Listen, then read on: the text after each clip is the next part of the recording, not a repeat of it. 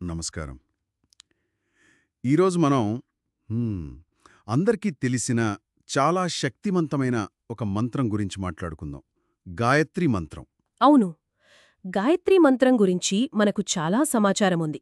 కేవలం ఎలా చదవాలో అనేదే కాదు, దాని వెనుక ఉన్న లోతైన అర్థాలు, ఆ ముఖ్యంగా 3 వేర్వేరు స్థాయిల్లో దాని ప్రభావం గురించి తెలుసుకోవచ్చు. అంటే విశ్వం, వ్యక్తి, సమాజం. ఈ మూడింటికి సంబంధించి అన్నమాట. అదే మన ఈరోజు పరిశీలన. ఖచ్చితంగా. ఈ ఆధారాల ప్రత్యేకతే అది. గాయత్రిని కేవలం ఒక పూజలా కాకుండా, దాన్ని ఆదిదైవికం అంటే విశ్వశక్తులతో, ఇంకా ఆదిభౌతికం అంటే మన చుట్టూ ఉన్న ప్రపంచంతో ఎలా ముడిపెట్టారో చూడ్డం. అదే మనం చేయబోతున్నాం. సరే, అయితే మొదలు పెడదాం.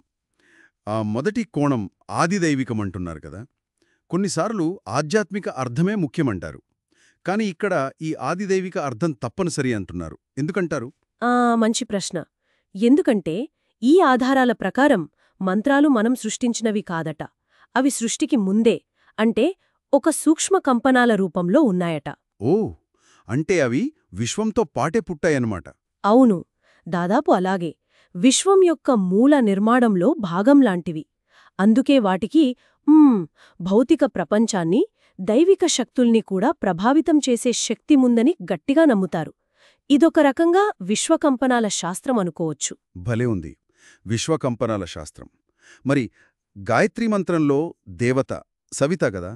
సాధారణంగా సూర్యుడనుకుంటాం, కానీ ఇక్కడ చాలా నిర్వచనాలు కనిపిస్తున్నాయి. నిజమే. సవిత అంటే కేవలం ఆకాశంలో కనిపించే సూర్యుడు కాదు.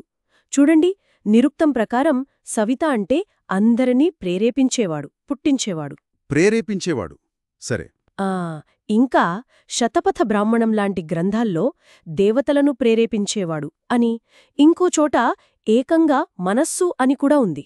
మనస్సు కూడానా? అవును. ఇంకా వినండి, గోపత బ్రాహ్మణంలో మెరుపు అని, పిప్పలాద సంహితలో ప్రాణమని, తైతీర్య బ్రాహ్మణంలో అయితే రాష్ట్రం లేదా రాజ్యమని కూడా చెప్పారు. అరే, మెరుపు, ప్రాణం, మనస్సు, చివరకు రాజ్యం కూడానా? అంటే సవిత అనేది ఒకే రూపం కాదు, అది ఒక బహుముఖ శక్తి సూత్రమన్నమాట. ఖచ్చితంగా అదే దానిలోని గూఢార్థం. ఆదిదైవిక వ్యాఖ్యానంలో ఆ వ్యాహృతులు అంటే భూహా భువహ స్వహ అవి కేవలం లోకాలు కాదు, అవి కొన్ని ప్రత్యేకమైన కిరణాలుగా, ఆకాశంగా, లేదంటే కాంతి కణాలుగా, ఇలా విశ్వంలోని అంశాలుగా చెప్పారు. ఓ, అంటే భౌతిక అంశాలుగానా? అవును. అలాగే తత్సవితుర్వరేణ్యం భర్గో దేవస్య అంటే విశ్వాన్ని ఆవరించి ఉన్న ఆ సవిత యొక్క తేజస్సు, పూజనీయమైన తేజస్సు. అది అగ్ని కావచ్చు, సూర్యశక్తి కావచ్చు, లేదా జీవాన్నిచ్చే వీర్యం కూడా కావచ్చు. మరి ధీమహి? ధీమహి అంటే ఆ తేజస్సును మనం ధరించడం, మనలోకి గ్రహించడం. అర్థమైంది. ఇక చివరిది ధియో యోనః ప్రచోదయాత్, మా బుద్ధులను ప్రేరేపించు అనేది. ఇక్కడ ధియా అంటే కేవలం తెలివి మాత్రమే కాదు, మన వాక్కు కిరణాలు, మన జ్ఞానశక్తి అని కూడా అర్థం చేసుకోవచ్చు. అంటే ఆ విశ్వ తేజస్సు మనలోని జ్ఞానాన్ని, సృజనాత్మకతను ప్రేరేపించాలి అని కోరడం. అంటే ఇదంతా ఒక రకంగా ఆ ఓం అనే నాదం నుంచి వచ్చే కంపనాలు ఎలా పనిచేస్తాయో అలాగే ఈ మంత్రం కూడా విశ్వశక్తిని మనలోకి తెస్తుందంటారా? అవును, ఈ ఆధారాలు సూచించేదే అదే, విశ్వశక్తితో అనుసంధానం కావడం అన్నమాట. అద్భుతంగా ఉంది. విశ్వంతో ఇంత కనెక్షన్. మరి ఇదే మంత్రం వ్యక్తిగత స్థాయిలో అంటే ఆధ్యాత్మికంగా ఎలా పనిచేస్తుంది? ఈ విశ్వకంపనాలు మన లోపల ఎలా ప్రతిధ్వనిస్తాయి? ఆధ్యాత్మిక కోణం కూడా అంతే ముఖ్యం. ఇక్కడికొచ్చేసరికి అవే పదాలు మన అంతరంగ అనుభవాలకు ప్రతీకలవుతాయి. ఎలాగంటారు? అంటే ఇక్కడ భూ అంటే మన ప్రాణం కన్నా ప్రియమైన భగవంతుడు, జీవనాధారం.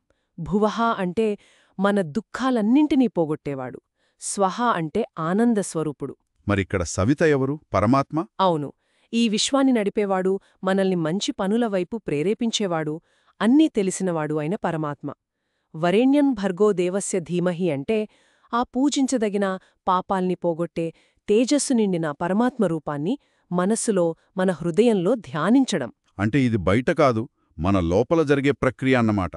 ఖచ్చితంగా అంతరంగ సాధన.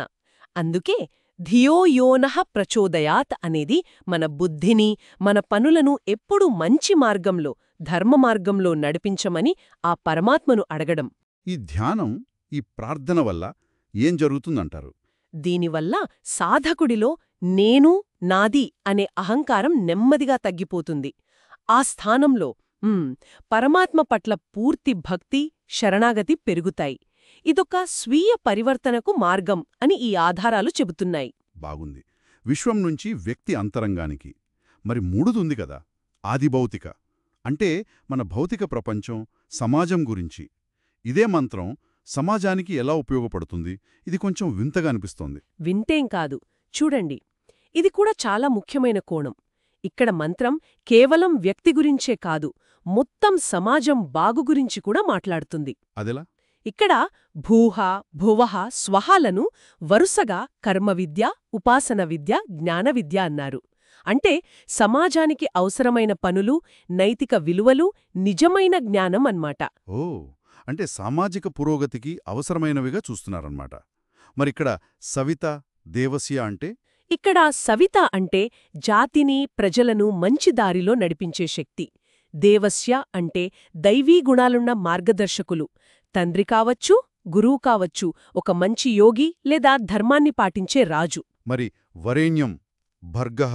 వరేణ్యం అంటే అలాంటి మంచి నాయకుల ద్వారా ఏర్పడిన, మనం కోరుకోదగిన ఒక ఆదర్శ సమాజం లేదా జాతి. భర్గః అంటే ఆ సమాజంలోని చెడును, దుఃఖాలను, అనైక్యతను పోగొట్టి ఐక్యతను, మంచిని తెచ్చే శక్తి. అంటే ఇది కేవలం మంత్రాన్ని జపించడం కాదు, ఒక సామాజిక బాధ్యత కూడానా? అవును, ఖచ్చితంగా. మంచి నాయకులు ప్రజలను నడిపించాలి, ప్రజలు వారిని గౌరవించాలి అని ఇది చెబుతోంది. అంతేకాదు, సాధకుడు తను బాగుపడతంతో పాటు తన చుట్టూ ఉన్న సమాజంలో, దేశంలో ఉన్న చెడును కూడా తొలగించడానికి ప్రయత్నించాలి. దీనికి సాత్విక ఆహారం కూడా సహాయం చేస్తుందని కూడా చెప్పారు. అంటే వ్యక్తిగత శుద్ధి, సమాజ శుద్ధి రెండూ ముడిపడి ఉన్నాయన్నమాట. అవును, రెండూ ముఖ్యమే. అద్భుతం. నిజంగా ఒకే మంత్రం అటు విశ్వలోని సూక్ష్మశక్తుల దగ్గర నుంచి, ఇటు వ్యక్తిగత ఆధ్యాత్మిక సాధన, చివరికి సమాజ నిర్మాణం వరకు ఇన్ని స్థాయిల్లో ఇంత లోతైన అర్థాలతో ఉండటం నమ్మశక్యంగా లేదు. నిజమే. ఇది మనల్ని ఆలోచింపజేస్తోంది కదా. విశ్వలోని కంపనాల దగ్గర నుంచి మన రోజువారీ నడవడిక, సామాజిక కట్టుబాట్ల వరకు ఇంత విస్తృతమైన పరిధిని, ఇంత సమగ్రమైన దృష్టిని ఒక చిన్న ప్రాచీన వాక్యం తనలో ఎలా ఇముడ్చుకోగలిగింది? అవును, ఈ అనుసంధానం, ఈ సంపూర్ణ దృష్టి వెనుకున్న ఆ ప్రాచీన భారతీయ ఆలోచనా విధానం గురించి మనం ఇంకా లోతుగా ఆలోచించాల్సిన అవసరం ఉందేమో.